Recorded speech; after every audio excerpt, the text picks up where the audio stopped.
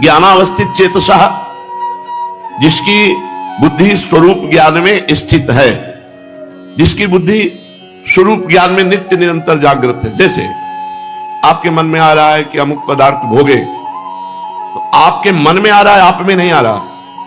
उस समय आप जागृत है, ये मेरे में नहीं है। जहां आपने मेरे में स्वीकार किया वहीं आप परास्त हो जाएंगे, वहीं आप भ्रष्ट हो जाएंगे।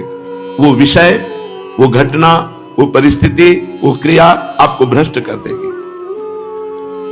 ज्ञानावस्थित चेतसा, जिसकी बुद्धि में हर समय ज्ञान बना रहता है, मांग मेरे में नहीं, मांग अंतःकरण में है, मन में है। तो उचित मांग हो तो उसको पूर्ण कर दो, अनुचित हो तो बिल्कुल नहीं।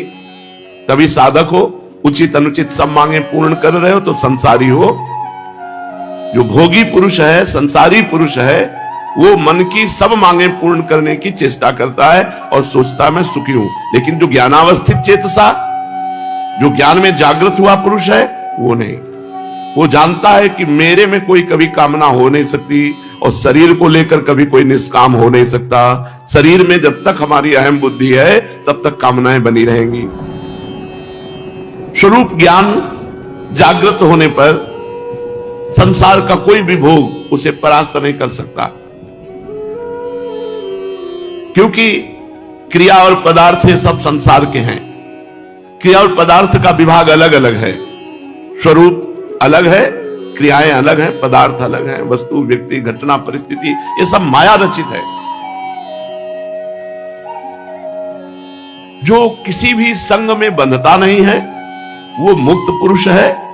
जो हर समय ये जागृत रखता है अपना ज्ञान, अपने स्वरूप का ज्ञान। जैसे अपने लोगों का स्वरूप है श्री जी की दासी, श्री जी की सहचरी, तो हमारी सारी चेष्टाएं उसी भाव से हो। अगर शरीर संबंधी भोग की आकांक्षा हो रही है तो शरीर की हो रही, तुम्हारी नहीं हो रही। उसमें जांच करो कौन सा भोग श्री जी को समर्पित करके भोगा जा सकता है और कौन सा नहीं। अगर ये विवेक नहीं रखोगे तो 50 वर्ष हो जाएंगे, भगवत आनंद की अनुभूति नहीं होगी। 50 वर्ष हो जाते हैं ऐसे ही सब कोलू के बैल की तरह ऐसे चलते चले जा रहे हैं और कोई अनुभव नहीं।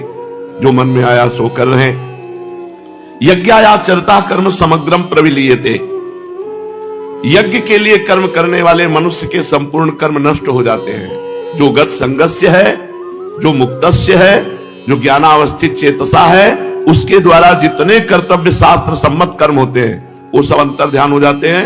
वो ना उसको बांध सकते हैं, ना उसे अगला जन्म दिला सकते हैं। श्री भगवान कह रहे हैं, जो ब्रह्मार्पणम ब्रह्महविर ब्रह्माग्नौ ब्रह्मणाहुतम ब्रह्मैव तेन गंतव्यम ब्रह्म कर्म समाधिना। हर चेष्टा ब्रह्म अर्पणम मस्तु। जहां ब्रह्म लिखा है वहां भगवद अर्पणम मस्तु।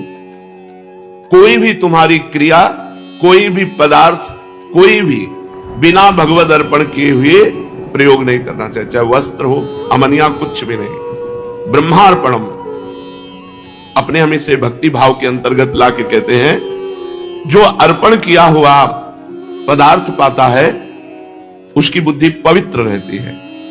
और जो अनर्पित पदार्थ पाता है, मिला बस खा लिया, आया बस पहन लिया, नहीं।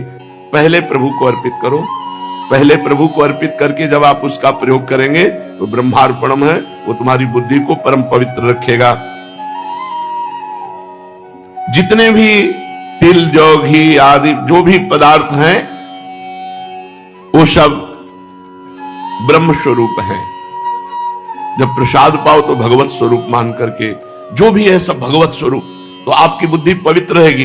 कर्ता भी भगवत स्वरूप, क्रिया भी भगवत स्वरूप, पदार्थ भी भगवत स्वरूप, तो सब स्वयं ब्रह्म रूप हो जाता है, स्वयं भगवत स्वरूप हो जाता है। श्री भगवान कहते हैं, जब तक उपासक, देखो एक बड़ा सुंदर चरित्र अपने क्रम में है। जवान शरीर है, समीप पे वैश्या है, भोग की अवस्था है, एकांत समय है, उनका मन नहीं टिकता। शरीर में कोड़े मारे जाते हैं, भगवान नाम से विमुख करने की बात कही जाती है, उनका मन नहीं टिकता। जब तक हम समस्त आसक्तियों का त्याग कराने वाले भगवान नाम में प्रीति नहीं करते, तब तक सुन भले लो ये स्थिति। हृदय में वो स्थिति आने वाली नहीं है। हृदय में स्थिति तभी आती है जो हमारे अंदर भजन होता है। आप थोड़ा सुनो और डट के भजन करो, देखो आप में स्थिति आ जाएगी। आप बहुत सुनो, नानात्मा प्रवचने न लभ्या न मेधया न बहुना श्रुतेन, बहुत सुनने वाले को भी आत्मज्ञान प्राप्त नहीं होता, बहुत प्रवचन करने वाले को भी आत्मज्ञान प्राप्त नहीं होता।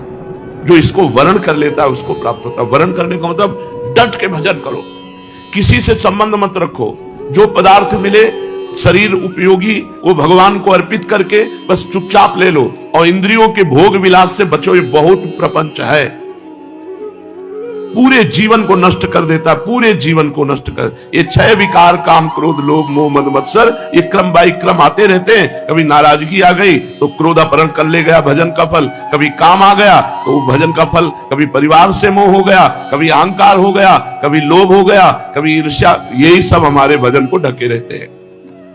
डट के भजन करो तब बात बनेगी।